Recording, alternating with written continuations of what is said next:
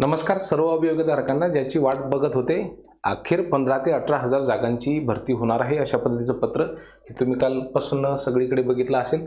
आता ह्या मागची नेमकी वस्तुस्थिती काय आहे, 15 ऑगस्ट पर्यंत ह्या सगळ्या जागा भरल्या जातील का, याच्यामध्ये विथ इंटरव्ह्यूच्या किती येतील, विदाऊट इंटरव्ह्यूच्या किती येतील, याच्यामध्ये खरंच किती वेळ लागू शकतो, 15 सप्टेंबर पर्यंत ही भरती वाढू शकते, याचं नेमकं काय आहे, पहिल्या 15-20 दिवसामध्ये पहिली यादी लागणार की दुसरी यादी लागणार, प्राधान्यक्रमासाठी किती दिवस देण्यात जातील, विदाऊट इंटरव्ह्यूच्या जागा कधी येतील, 15,000 जागा खरंच येतील का, ते जसं जसं सांगतायत तसं ठीक आहे की नाही। तर ह्या सगळ्यांबद्दल मी तुम्हाला अतिशय सविस्तर माहिती सांगणार आहे। त्याचबरोबर प्राधान्यक्रम देताना सुद्धा आता नेमकं तुम्हाला काय करायचं आहे आणि त्यासोबतच आता तुम्हाला खूप अवेअर राहायचं आहे, ठीक आहे। या सगळ्यांबद्दल अतिशय सविस्तर माहिती या व्हिडिओच्या माध्यमातून आपण देण्याचा प्रयत्न करूया, अत्यंत कमी वेळेमध्ये कुठलीही बकवास न करता थेट मुद्द्याला हात घालूया।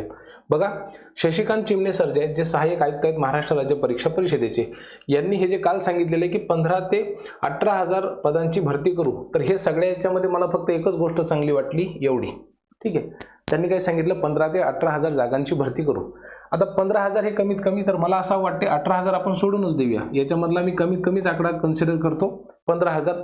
एवढी तरी भरती तुम्ही 100% करा, कारण की मे पर्यंत एवढी जर पदं असतील तर पुढच्या 6-7 महिन्यामध्ये पुन्हा काही पदं रिक्त होऊन दुसरा टप्पा सुद्धा अतिशय चांगल्या पद्धतीने होऊ शकतो, म्हणून या टप्प्यामध्ये एवढी जागा तर भराच भरा।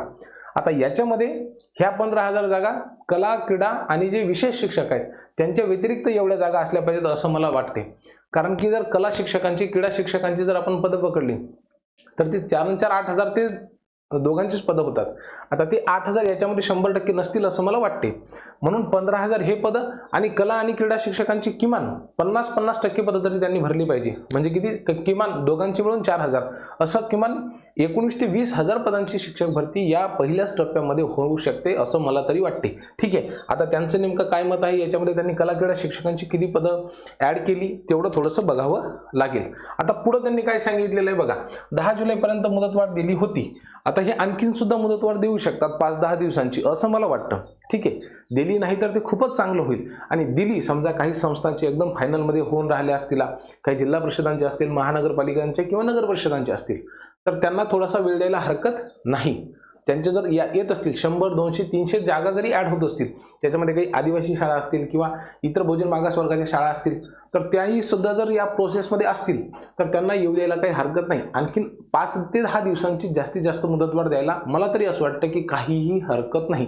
आता हे सगळ्याच्या सगळ्या याद्या आल्याच्या नंतर त्याला थोडीशी वेळ लागेल, ठीक आहे। ते सगळ्याच्या सगळ्या ॲड्सच्या चेकआउट व्हायला, मग ते डाउनलोड करण्यासाठी संधी दिली जाईल।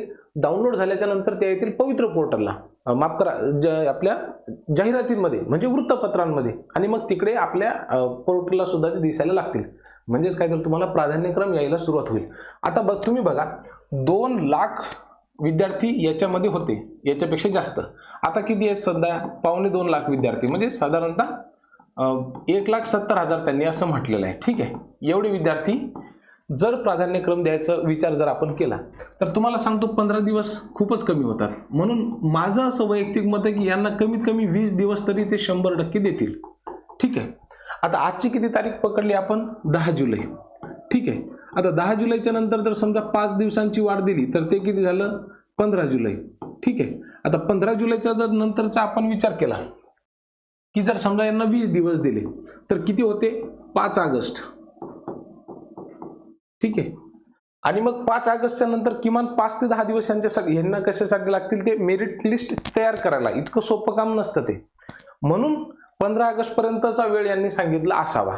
आता यांच्यामध्ये एक दुसरं चुकीचं वाक्य त्यांनी काय म्हटलेलं आहे बघा, पुढील 15 ते 20 दिवसांमध्ये स्थानिक स्वराज्य संस्थांमधील रिक्त पदांसाठी गुणवत्ता यादी प्रसिद्ध होईल। याचा अर्थ असा आहे की विदाऊट इंटरव्ह्यूचाच राऊंड लागेल, विथ इंटरव्ह्यूचा राऊंड लागणार नाही सध्या, कधीपर्यंत, 15 ऑगस्ट पर्यंत, आलं का लक्षामध्ये।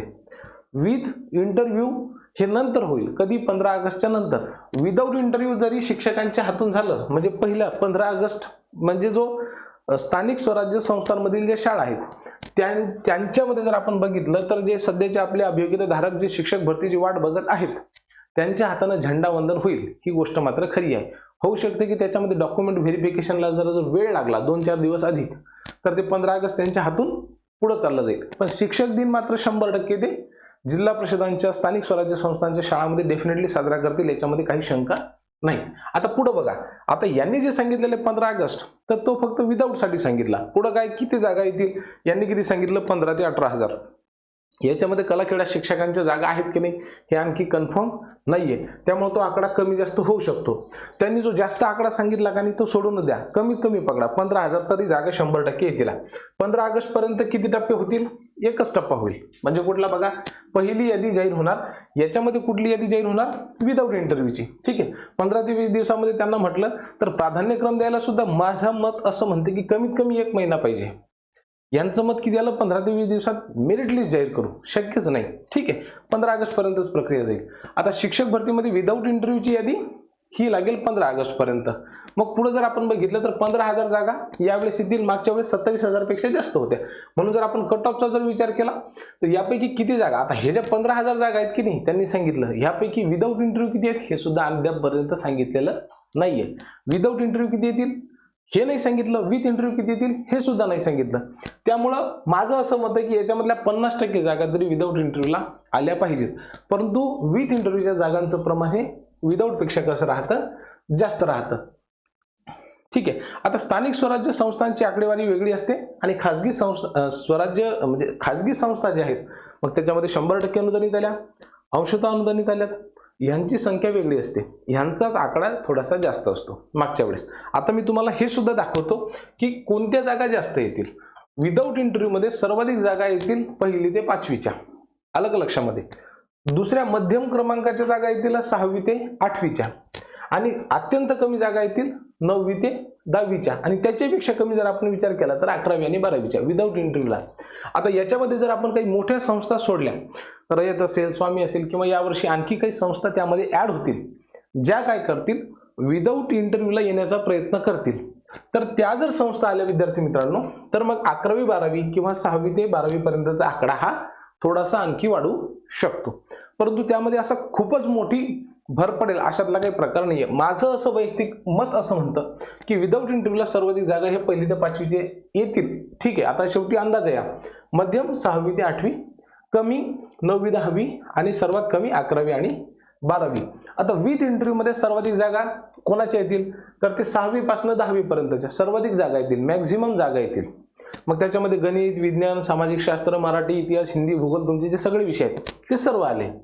मध्यम कुठल्या असतील 11वी आणि 12वीच्या आणि सर्वात कमी जर असतील तर ते 1ली आणि 5वीच्या. ह्या जागा सगळ्यात कमी येतील, यामध्ये काहीही शंका नाहीये. ठीक आहे, पुढचं फॅक्टर आपण बघू. आता तुम्ही काय करायचं आहे, तुम्ही डेमो आणि इंटरव्ह्यू दोघांची सुद्धा तयारी सुरू ठेवा. बघा मुलांनो, कितीही म्हटलं तरी सगळ्यांचं सिलेक्शन विदाऊट इंटरव्ह्यू मध्ये होणं शक्यच नाहीये. तुमचा जास्त स्कोर असेल तरी सुद्धा अति आत्मविश्वासामध्ये राहू नका. डेमो आणि इंटरव्ह्यूची तयारी आता सुरू करा. ठीक आहे, आरशासमोर शिकवायचं, स्वतःला शिकवायचं, इंटरव्ह्यूचे व्हिडिओ बघायचे, छान पद्धतीनं स्वतःला प्रेझेंट कसं करायचं या संदर्भामधली आपण सविस्तर माहिती आपल्या चॅनलच्या माध्यमातून देण्याचा प्रयत्न करणारच आहोत. परंतु तरी सुद्धा ते काही म्हणजे काय म्हणतात की पी तू पण हो गोरी अशातला काही प्रकार नाहीये. ठीक आहे, पावडर लावून गोरं होता येतं पण तूप खाऊन जर गोरं व्हायचं असेल तर त्याला वेळ लागतो.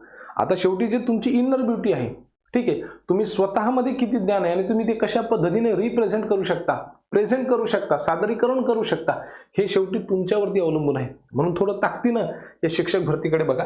मला असं वाटतं की 15 ते 20,000 100% जागा येतील. त्यासाठी आपण सगळ्या दृष्टिकोनातून तयार असलं पाहिजे. ठीक आहे, चांगली गोष्ट आहे. तयार रहा. All the best. खूप खूप धन्यवाद.